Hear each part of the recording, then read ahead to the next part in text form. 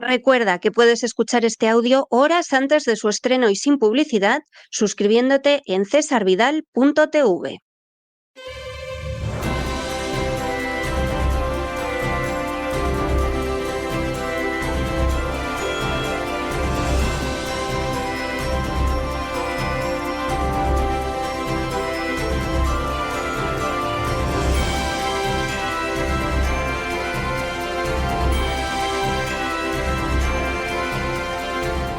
Candilejas, teatro y espectáculo con César Vidal.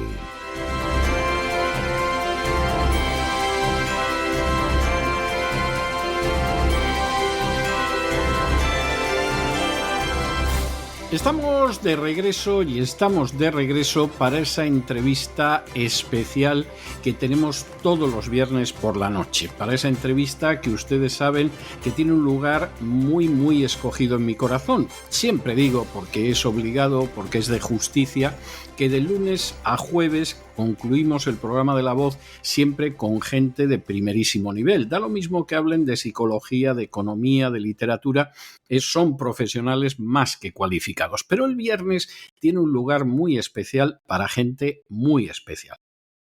En ocasiones, esa gente muy especial es conocida internacionalmente. Es el caso de ese director de cine al que en su día dieron el Oscar, de ese cantante de bel canto que sigue paseando la ópera o la zarzuela por los escenarios de medio mundo. A veces es una persona que es conocida, pero es muy conocida sobre todo en el ámbito nacional. Y ahí tenemos mucho interés en que el peruano sea conocido en Argentina, el argentino sea conocido en la República Dominicana, el dominicano sea conocido en España, el español sea conocido en México. La idea es que puedan conocer a gente excepcional dentro de ese ámbito hispanoparlante. Y también a veces tenemos a gente que no es ni siquiera tan conocida en su país, pero que es gente muy especial. Es gente que pensamos que merece la pena que ustedes conozcan porque realiza una labor interesante, a veces desde hace tiempo, a veces de manera más reciente, y es una labor que efectivamente tiene que ser difundida. Nuestro invitado esta noche no podía ser de otra manera, es una de esas personas especiales. Es ingeniero técnico en telecomunicaciones por la Universidad de Extremadura, es licenciado en comunicación audiovisual por la Universidad de Salamanca, es máster en formación del profesorado en Cáceres, pero sobre todo es una persona que en los últimos años ha ido realizando una labor en el mundo de lo audiovisual que a mí me parece absolutamente notable. Les estoy hablando de don Francisco José Vaquero. Don José Francisco, muy bienvenido a La Voz, muy buenas noches. Pues muy bien hallado, don César. Muchas gracias por estar aquí y es un auténtico placer compartir con vosotros este rato. Bueno, primera cuestión que es obligada. Cuando don Francisco José Vaquero se lanza a este mundo de lo audiovisual, ¿es el primero que lo había hecho en casa o había algún antecedente familiar de gente que también había entrado en esto? Pues soy el primero porque, bueno, vengo de una familia por parte de madre que eran panaderos, mi abuelo era panadero, luego mis tíos, algunos se dedicaron también a esa misma profesión, otros ejercieron la enseñanza, ¿no? Profesor, maestro, y por parte de mi padre, desde mi bisabuela, eran todos maestros, ¿no? Por lo tanto, soy el primero en este ámbito. Y bueno, y no fue sencillo. Sí es verdad que, bueno, que tengo tíos que le ha gustado mucho el tema de los instrumentos musicales y artes de alguna manera como la ebanistería y tal, pero el dedicarse profesionalmente sí soy el primero. ¿Cómo se da ese salto? Porque una persona que es ingeniero de teleco, como se decía en mi mocedad, ¿cómo es que de pronto entra en el terreno de la producción cinematográfica? A ver, pues es complicado. Yo creo que es porque no encontraba mi sitio, ¿no? No encontraba mi lugar, en la culo de mal asiento. Yo hago telecomunicaciones porque se me dan bien los números. En el primer año de carrera me doy cuenta de que no es lo mío, pero me lo paso bien en Cáceres, tengo un buen grupo de amigos y decido continuar hasta terminarlo. Cuando termino, estuve trabajando en una empresa de telecomunicaciones reconocida aquí en España. No duré un mes, tengo que decir que no duré un mes, lo cual porque yo me hubiera ido a los 2 días, pero bueno, mi madre siempre me decía, aguanta niño, aguanta ahí, por lo menos que llegues hasta cobrar el paro. Y no llegué a cobrar el paro, me echaron antes porque no hacía absolutamente nada y veía que no era lo mío, ¿no? Entonces, pues bueno, siguiendo en esa búsqueda, recuerdo bueno, que el tema de las cámaras y estas cosas, pues me habían llamado un poquito la atención, ¿no? Y decidí matricularme en el segundo ciclo de audiovisuales en Salamanca. Y bueno, y tuve la suerte de enganchar en varias películas de prácticas, como se llaman, cine de meritorio. Y ahí fue ya donde me di cuenta de que sí era lo mío, ¿no? Estuve trabajando de eléctrico, que básicamente, para que la gente lo entienda, que es colocar luces y demás, plantear todo el tema de la iluminación. Estuve con unos compañeros excelentes que llevaban muchas décadas trabajando ellos, los cuales me enseñaron mucho, me mimaron mucho. Y luego también conocí a otros meritorios con los que ahora mismo sigo trabajando y seguimos colaborando y seguimos en nuestra empresa, que me hicieron ver que ese era el camino, ¿no? Que yo quería seguir, ¿no? El tema es que, bueno, que la cosa estaba complicada y bueno, y al ¿Y cómo se pasa de eléctrico a decir vamos a crear una productora?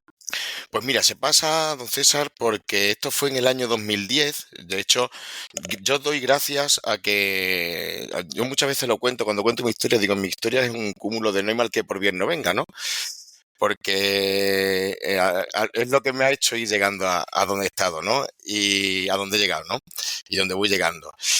Y entonces, en el año 2010, pues estaba en la plena crisis, donde pues no nos pagaron nada en las películas. Recuerdo que en alguna pues te daban una limosnita, alguna cosa, tal y cual. Y yo recuerdo ya, no sé si era la tercera o la cuarta, sí, en la que me volvió a llamar la directora de producción y me dijo, oye, Fran, mira, tenemos otra película, tal y cual, contamos contigo, que estamos muy contentos. Y ya le dije, yo digo, hombre, digo, yo creo que ya he hecho méritos, ¿no? Como para que me remuneren un poquito, ¿no? Y me dijo que no, que me quedaba todavía mucho. Entonces le dije, bueno, pues entonces ir buscando a otro que yo que no voy a seguir trabajando para vosotros. Lo siento mucho, ¿no? Yo ya creo que he hecho mérito suficiente. Entonces, como a mí siempre no me ha, digamos que no me ha impedido si algo he querido hacer, lo he buscado y lo he peleado, ¿no? Entonces, decidí en el año 2012 empezar a hacer pequeños, con una camarita que me dejaban en mi pueblo, un amiguete, algunos pequeños spots para tiendas del pueblo y estas cosas. Y entonces en el año 2013 vi que sí, que me iba a lanzar con una productora, con mi amigo Pedro Moriche, que lo conocí en Salamanca. Y empezamos los dos, luego ya se unió Manuel, que sigue también hoy con nosotros en la productora. Y entonces, pues ese fue el salto, ¿no? Al final fue la necesidad, ¿no? Del querer buscar un sueño, o querer buscar una forma de vivir, un trabajo en el que no te lo podían dar desde fuera, ¿no? ¿Y daba para vivir la productora? Pues no daba para vivir al inicio, claro que no, porque imagínate, ¿no? Lo primero que no te conocía nadie, ¿no? Entonces, pues yo como había hecho también el máster de formación del profesorado y tal, porque siempre mi madre, como venía de familia que principalmente eran funcionarios, pues siempre me daba la tabarra, ¿no? Niño, prepárate una oposición y déjate de estos cuentos, esto y lo otro. Claro. Que no, que lo único que vas a hacer es mal vivir, tal y cual, que acuérdate tu tío tal, que fue autónomo y fíjate, que no sé qué, no sé cuánto.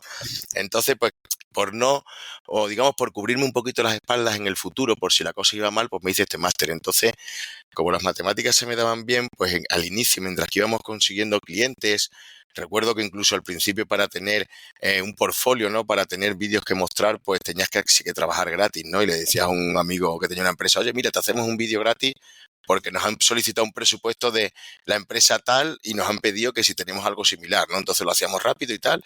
Y mientras tanto, pues daba clases particulares a los chavales de mi pueblo. Y la verdad que me gustaba también, ¿eh? Estuve, no sé si fueron 3, 4 años, hice muy buenas relaciones con los chavales. De hecho, luego uno estuvo trabajando con nosotros, que estaba un poco perdiete y hizo su máster, su curso de operador de cámara, estuvo trabajando con nosotros.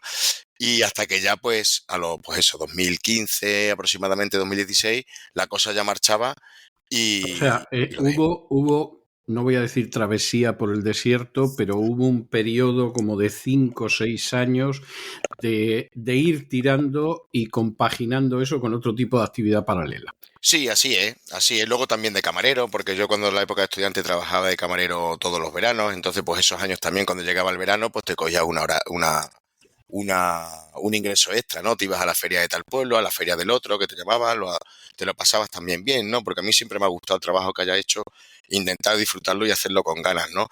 Y siempre pues con la idea esa, ¿no? De ir poquito a poco pudiendo tener cada vez más ingresos a través del audiovisual.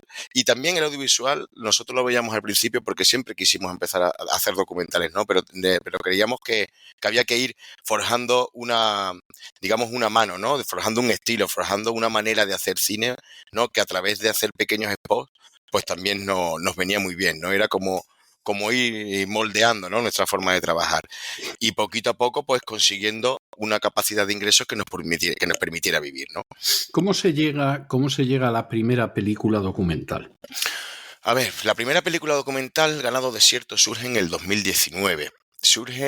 Ya estábamos nosotros con ganas de trabajar algún tema. El tema es que no era sencillo, ¿no? Porque hoy día hay tantos temas tratados, ¿no? Intentar también sorprender, yo creo que es muy difícil y tratar un tema que digamos, pues que tenga atractivo, ¿no?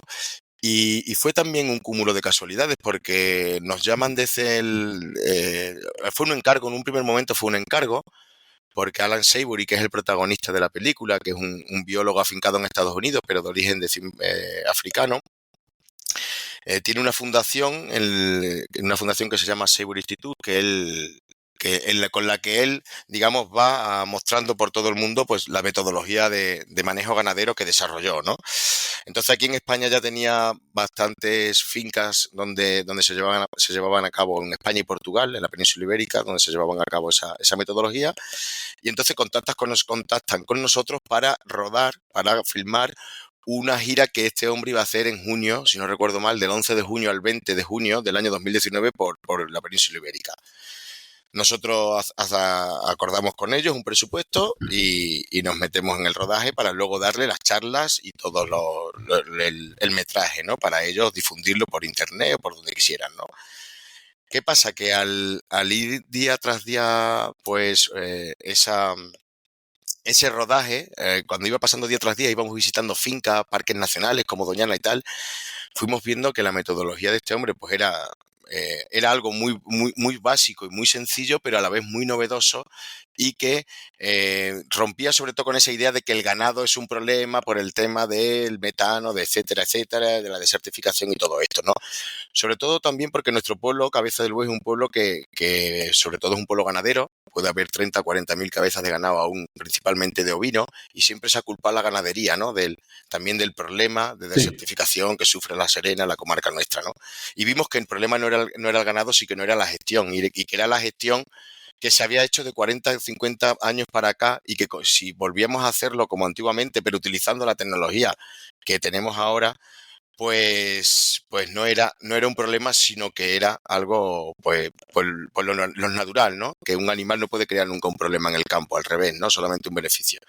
Y entonces de esa manera, cuando terminamos la gira, pues hablamos con esta gente y le dijimos que no le íbamos a dar las imágenes, que le pusieran precio, que nos las quedábamos nosotros y que eso sería el comienzo de un documental que no solamente lo íbamos a centrar en este hombre, que por supuesto iba a salir, iba a tener su pieza fundamental o su protagonismo, pero que lo íbamos a centrar en la península ibérica y íbamos a sacar otros muchos productores o ganaderos que lo estaban haciendo de esta manera con diferentes tipos de ganado, ¿no? Desde invernaderos en Almería hasta transhumantes en Picos de Europa, ganaderos de porcino, etcétera, ¿no? Y así fue como surgió. Y bueno, fue un rodaje complicado porque pilló de por medio, como me decía el otro día un abuelete en un rodaje nuevo, que me decía, nos pilló por medio la peste del 2020. Sí, sí. Y entonces pues fue complicado, ¿no? Porque pues te dejaban salir, no te dejaban salir, también las inseguridades de la primera película y tal y cual, y hasta el año 2022 pues no rematamos, ¿no? Sin embargo, es una película que aunque llevó aproximadamente un trienio, sí que consiguió más de 20 selecciones en festivales de cine medioambiental en todo el mundo. Sí, así es, ¿no? Nosotros no sabemos cómo moverla porque es la primera vez, ¿no? Entonces decidimos hacer un circuito por festivales y la verdad que fue muy gratificante porque fuimos seleccionados en festivales desde Argentina, en Estados Unidos, en México, Uruguay, incluso en Corea, con con la peculiaridad con lo peculiares que son esta gente para el mundo del cine, ¿no? Y para el mundo de las artes, en Francia, en Italia y aquí también en España, ¿no? Y Portugal. Y el recorrido fue muy gratificante por eso, ¿no? Porque al ser tu primera película y que te la reconozcan en tantos lugares, pues siempre motiva, ¿no? Y aunque luego, pues bueno, también nos dimos cuenta al final que luego también este tipo de reconocimiento no va más allá del reconocimiento y tampoco nosotros pensábamos que te iba a facilitar para luego dar el salto a una plataforma de tal y cual, y no es así, pero bueno, pero también te sirve, ¿no? Siempre todo lo que te reconozcan te ayuda a seguir, ¿no? Estamos hablando de Ganado Desierto, que fue la primera película. A esa primera película documental le sigue otra película documental que es Vidas Irrenovables. Por cierto, película que está en la plataforma de cesarvidal.tv. ¿De qué trata Vidas Irrenovables? A ver, Vidas Irrenovables es una película... Bueno, tengo que decir que nosotros cuando empezamos a hacer cine documental, en el año 2019, planteamos interiormente, nosotros en la productora dijimos que lo que queríamos hacer era, nosotros somos de pueblo, nacimos en nuestro pueblo, vivimos en un pueblo que es el nuestro y queríamos hacer cine que estuviera relacionado con el mundo rural, con los territorios rurales principalmente de la península ibérica, porque a nosotros nos parece muy bien que las personas hagan películas sobre los problemas que hay en el Congo, los problemas que hay a miles de kilómetros, pero consideramos que tenemos suficientes problemas en la puerta de nuestra casa como para que no los contemos, ¿no? Y como para que no los denunciemos, ¿no? Y entonces decidimos que queríamos hacer cine ambientado en el mundo rural, bien para poner en valor las vidas de los pueblos o formas de vida o actividades que se lleven a cabo, o bien para denunciar atropellos que se dieran en el mundo rural, ¿no? Entonces Ganado Desierto siguió la línea de poner en valor y bueno, y en la segunda estábamos barajando varias ideas para seguir una línea parecida, ¿no? De historias que habíamos conocido muy particulares de personas que tenían unas historias muy atractivas, ¿no? Para contarlas en una pantalla. El tema es que, bueno, que nosotros también pues somos seguidores de la voz de César Vidal y sobre todo principalmente también de don Lorenzo Ramírez y empezábamos a escuchar porque, bueno, en Extremadura quizás sea la región donde más impacto tienen estas mal llamadas energías renovables, porque a mí me gusta llamarlas energía fotovoltaica y eólica, porque renovable es la fotosíntesis, o renovable es el flujo de energía del sol, del viento, pero una placa fotovoltaica poco tiene renovable o una turbina eólica, ¿no? Y entonces me acuerdo cuando empezábamos, nosotros, a pesar de que Extremadura está muy machacada principalmente por la fotovoltaica, en nuestro pueblo no lo tenemos este problema. Nosotros en nuestro pueblo me acuerdo que vinieron hace 20, 25 años y a intentar tantear, pero hubo unos agricultores que se negaron y se fueron, la empresa aquella que no sé cuál fue. ¿Qué pasa? Que entonces, como los principales medios de comunicación, las instituciones y todo nos vendían que esto era una maravilla, pues nosotros pues íbamos por ahí en nuestros viajes y veíamos los campos llenos de placas y mira qué bien, somos líderes mundiales en esto, qué maravilla, algo parece que estamos haciendo bien en este país. Hasta que empezamos a escuchar a don Lorenzo aquello de la soga verde, ¿no? Que él empezaba a hablar, ¿no? Hace ya unos años. Entonces nos mosqueó y decidimos empezar pues a investigar un poco. La verdad que la investigación es rápida porque a la que uno se pone a echar un par de tardes ve que hay muchas personas que desde blog, desde medios de comunicación pequeños y tal, donde estaban poniendo el grito en el cielo, ¿no? A esto se sumó también que en un festival con Ganado Desierto pues vimos un cortito documental muy, muy bonito, duro pero muy bonito, que se titula Quisotes, que es de un realizador zaragozano, Pablo Lozano, que dura 10-12 minutos y trata sobre el impacto que tienen las turbinas eólicas en las aves, ¿no? Y aquello nos impactó mucho, ¿no? La verdad que fue bastante duro ver aquel corto documental y entonces decidimos que íbamos a hacer una película sobre esto, ¿no? Esto fue final del año 2022, inicio del 23. Empezamos a contactar con ciertas plataformas y ciertas personas que llevaban tiempo pues denunciando esto y tratando de que se les escuchara. Y bueno, pues vimos que el tema no daba para una película, sino que daba para una serie de varias temporadas, ¿no? Lo que pasa es que, bueno, nosotros trabajamos de forma autogestionada, autofinanciada, no tiramos de dineros de nadie, ni públicos ni privados, hasta el momento. Y entonces, pues, decidimos que lo que teníamos era recursos para poder hacer una película, porque el hacer una serie pues conlleva mucho más inversión, ¿no? Y así fue como surgió hacer Vidas Irrenovables. ¿Qué cuenta Vidas Irrenovables? Bueno, pues vidas y renovables, la verdad que cuenta bastantes cosas y muchas que se queda que se queda atrás, ¿no? Porque en hora y media no se puede contar todo, pero cuenta básicamente, creo que, a ver cómo podría yo resumirlo. Pues cómo está afectando a las personas y a los ecosistemas. Y los ecosistemas también somos las personas, porque muchas veces se nos olvida que Sí. nosotros formamos parte, incluso quizás la parte más importante, porque somos las que los gestionamos, entonces somos quizás la más importante, o cada uno que le dé la importancia que quiera, pero cómo está afectando a los ecosistemas, a las personas, a los modos de vida, a las maneras de vivir en el mundo rural, la implantación masiva, descontrolada y no planificada desde el punto de vista de la coherencia de lo que tendría que ser coherente, ¿no? Para que esto funcionara bien, y sí desde el punto de vista de las empresas, ¿no? Tiene mucha coherencia para ellos, ¿no? O para las corporaciones, ¿no? Y cómo está afectando y cómo está destrozando esos ecosistemas, esa naturaleza y esas formas de vida de los territorios rurales, ¿no? Y al final yo creo que muestra una hipocresía muy grande, ¿no? Que es el hecho de que llaman verde, sostenible y de todas estas palabras bonitas, ¿no? A algo que realmente lo que está haciendo es machacar todo lo verde y todo lo sostenible, ¿no? Lo llaman huertos, lo llaman parques, y los llaman molinos incluso, y como me decía una mujer, Mari Carmen, que me acuerdo de ella mucho de Málaga, Mari Carmen Mestanza, que me decía, que no los llamen huertos, por favor, que los llamen cementerios, porque son cementerios más que huertos, Ahora, ¿no? don Francisco José, llevan décadas vendiéndonos que esa energía fotovoltaica, placas solares para que nos entiendan, y esa energía eólica, por ejemplo, los molinillos que aprovechan el viento, realmente es ecológico, es sostenible, es bueno para la naturaleza. ¿Cómo llegan ustedes en estas vidas irrenovables, en este documental, a la conclusión de que pasa todo lo contrario? Es decir, que esto no solo no es bueno para la naturaleza, sino que tiene un efecto devastador sobre el ecosistema, y además de que tiene ese efecto devastador sobre el medio ambiente, lo tiene lógicamente sobre la vida de las poblaciones que están cerca. ¿Cómo llegan ustedes a ese punto?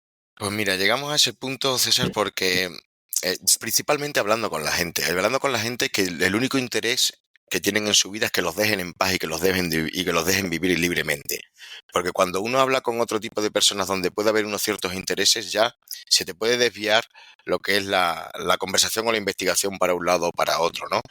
Entonces, hablando con estas personas que llevan muchos años, algunos de ellos décadas, desde el final de los 90, ¿no? Peleando y luchando contra estos gigantes, pues nos contaban eso, ¿no? Que lo primero, como te he comentado antes, ¿no? Que no los llamáramos renovables porque no lo son. Y no lo son, ¿por qué? Porque lo primero que hay que extraer unos minerales, que yo voy a decir, quiero también dejar aquí una cosa clara, ¿eh? Yo no estoy en contra ni de la energía fotovoltaica, eólica, ni de ningún tipo de fuente de energía. Creo que todas son necesarias, que todos los recursos son necesarios, porque son recursos y como su propia palabra dice, ¿no? Es algo que son beneficiosos para el progreso de la sociedad, pero que creo que la gestión es donde está el quid de la cuestión, ¿no? Dependiendo cómo se gestionen, serán beneficiosos o no. La energía fotovoltaica y la eólica tienen algo beneficioso, que es que se puede producir energía donde se consume. Bueno, en tu casa puedes tener en ciertos aspectos, pero tiene unas limitaciones bestiales, ¿no? Pero la hipocresía es llamarlo eso, ¿no? Que no llamarlo sostenible, llamarlos verde. ¿Por qué? Porque, como decía, hay que extraer unos minerales que precisamente no se extraen a pico y pala, y si se extraen a pico y pala es vulnerando derechos humanos y utilizando a niños para que se haga así, ¿no? Pero principalmente lo que hacen es utilizar una maquinaria pesada que solamente con un zapatazo gastan más gasoil que yo con 100.000 kilómetros en mi furgoneta moviendo la película. Luego esos materiales hay que transportarlos principalmente a China, que es donde se suelen fabricar, si no a otros países, pero hay que transportarlos, luego hay que fabricarlo, precisamente no se fabrican, pues eso, con una energía que podamos llamar limpia, porque todo tiene un impacto, seguramente se haga con carbón, con petróleo, con gas, y luego hay que volverlo a transportar, hay que construirlo y hay que reciclarlo, si se recicla en algún caso, porque no hay ningún plan de reciclaje. Entonces, ¿qué va a pasar con eso? Al final quizás es que son todavía más negras que las energías que toda la vida nos han dicho que son negras, ¿no? Las fuentes de energía, ¿no? Porque ¿qué va a pasar con esas cientos y miles de toneladas que mañana tendremos o que ya estamos empezando a tener, ¿no? Como es el caso de las turbinas eólicas y de las aspas, ¿no? Que directamente lo que hacen es enterrarlas, ¿no? Entonces ahí es donde te das cuenta que es una hipocresía tremenda, es una mentira desde el inicio de llamar los renovables hasta el final, ¿no? Y que lo único que está haciendo pues es un paso más para machacar el territorio. Desde mi punto de vista creo que para, como alguna persona dice en la película, ¿no? Para que nos vayamos de allí, para que nos vayamos de aquí, para que nos vayamos de los pueblos, porque en los pueblos donde está la riqueza, donde están los recursos, España, por suerte o por desgracia, es un país con muchos recursos, recursos mineros, recursos ecosistémicos, que al final tienen una gran riqueza, ¿no? Que las grandes corporaciones, que son las 4 de siempre, porque los accionariados de estas empresas son los mismos en todos lados, pues pretenden apoderarse, ¿no? Y desde mi punto de vista creo que han vestido al demonio de verde, pero es el mismo demonio, y los políticos que tenemos en nuestro país, sean del color que sean, porque muchas veces cuando uno va a una comunidad autónoma te dicen, no, porque fulano aquí tal, no, porque mengano en la otra. No, nosotros llevamos cerca de 350 pases con la película presenciales, en los cuales yo he estado en un año en cerca de 300, conozco muchos pueblos y puedo decir que todos los gobiernos son exactamente iguales en este sentido, excepto Sí, algunos locales. Tengo también lo creo, lo tengo que creo. decir, César, que sí es verdad que hay algunos ayuntamientos que se están rebelando contra sus partidos, otros, la gran mayoría independientes, pero otros contra sus partidos, y están tratando de intentar defender los intereses de sus ciudadanos. Y les está costando a algunos incluso infartos, ictus y muchas enfermedades, porque la presión a la que están sometidos no es normal. Sí, es así, es así. No tengo ninguna duda de que los grandes partidos están exactamente en lo mismo y que al final la excepción se produce, pues eso, abajo en una política local donde, por ejemplo, el alcalde, pertenezca a la formación a la que pertenezca, no está por someterse a las directrices del partido, está por el bien de sus administrados y entonces se produce una resistencia. Estamos hablando de este segundo documental de estas vidas irrenovables que se puede ver en la plataforma de cesarvidal.televisión, pero me he enterado de que don Francisco José no ha escarmentado con el ganado desierto ni tampoco con las vidas irrenovables y que está ahora mismo en la factura de una tercera película documental.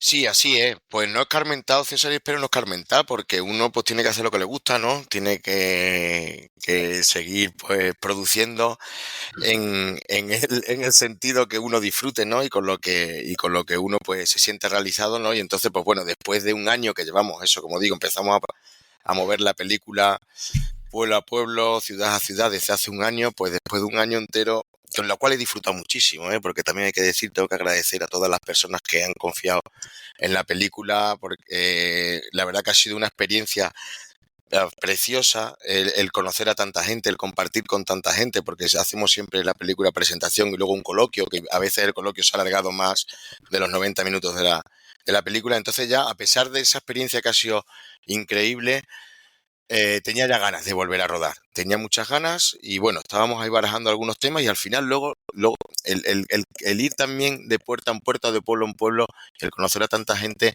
lo que hace también es que las personas al final, como intimas con ellos mismos te proporcionan los temas, ¿no? Y así es el caso de esta tercera película, ¿no? Estábamos este agosto de vacaciones por el País Vasco y recuerdo que, bueno, fue justo cuando empezó toda la ola de incendios devastadores en toda la península, ¿no? Porque Portugal ha sido exactamente igual. Y empezaron a llamarnos, ¿no? Personas de Zamora, de León, del norte de Cáceres, de Palencia, amiguetes que ya habíamos hecho con vidas irrenovables y con ganado desierto, contándonos pues lo que estaban padeciendo y cómo se estaban sucediendo los acontecimientos en el tema de los incendios forestales, ¿no?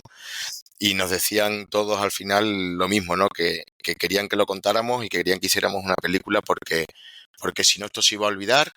Y sí, es probable que desde algún otro sitio también se hiciera alguna otra película, pero el enfoque que querían que se le diera, el enfoque, digamos, del abandono y que están sufriendo los territorios por el cual suceden este tipo incendios cada vez más devastadores, porque no hay una gestión, ¿no?, del campo, no hay ya, y aunque la haya, es muy difícil abarcar toda la masa forestal, porque hay muy pocas personas en el mundo rural, ya principalmente en zonas tan boscosas como en León o Palencia. Pues nos decían que hiciéramos una película sobre esto, y bueno, y ha sido un poquito, y en este tema pues hemos sido un poquito más, no sé cómo decirlo, pero el tema es que nos hemos liado, es la primera vez que nos planteamos hacer una película sin tener una estructura de guión, ¿no? Decidimos empezar a rodar porque era un tema tan caliente y tan duro que necesitábamos rodarlo en el momento, ¿no? O sea, en el momento en el que la gente quería hablar. Y si enfriábamos la cosa, si empezábamos a plantear un guión y nos íbamos a octubre, noviembre, diciembre, seguramente que ya no conseguíamos unos testimonios tan valiosos. Entonces empezamos a rodar, hemos rodado a lo largo del mes de septiembre, nos queda todavía un poquito por rodar. Estamos dando forma al guión a medida que vamos rodando. Y fundamentalmente es eso, es tratar el tema de los incendios forestales desde el punto de vista del abandono que sufre la España rural y eso, la ganadería, la agricultura, los trabajos forestales de toda la vida y eso, y en esas estamos.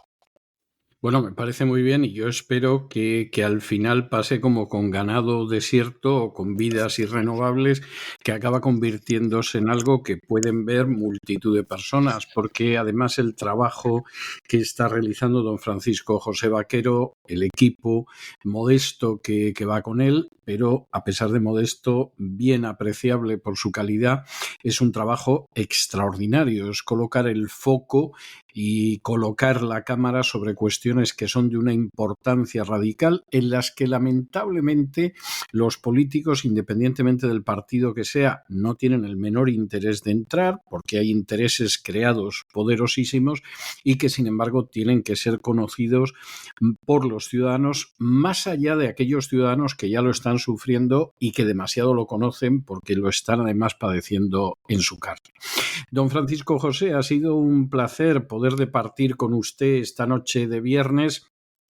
Sinceramente me parece que realiza usted una labor absolutamente encomiable, que tiene que ser conocida y que además, en contra de lo que puedan pensar alguna de las personas que nos escucha, no está limitada ni mucho menos a España. Este es un problema desgraciadamente universal y yo creo que son documentales que por supuesto tienen un enorme interés para una audiencia española, pero un italiano, un holandés, un alemán, un portugués, un francés puede entender a la perfección lo que usted relata en estos documentales, porque ahora mismo es un fenómeno universal.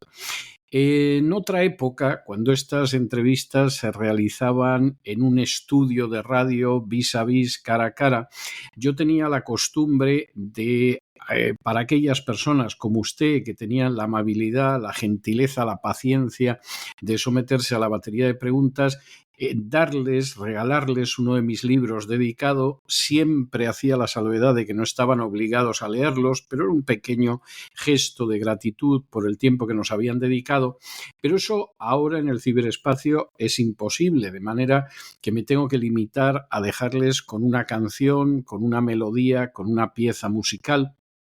Y en el caso de usted, he escogido el tema principal de una película donde, por cierto, claro que el ganado tiene un peso enorme, el ganado de alguna manera va construyendo la civilización que avanza paso a paso, y es esa película que en inglés se llama The Big Country, el gran país, y en España recibió el título de Horizontes de Grandeza. Bueno, pues realmente hay horizontes de grandeza cuando se respeta el medio ambiente, cuando se respeta la naturaleza, cuando se respeta ese ganado y se respeta esa agricultura, y desgraciadamente esos horizontes de grandeza y la existencia de un gran país se pone totalmente en cuestionamiento y en peligro cuando ese ganado, ese medio ambiente, esa agricultura, esa naturaleza no es respetada y además no lo es por intereses bastardos.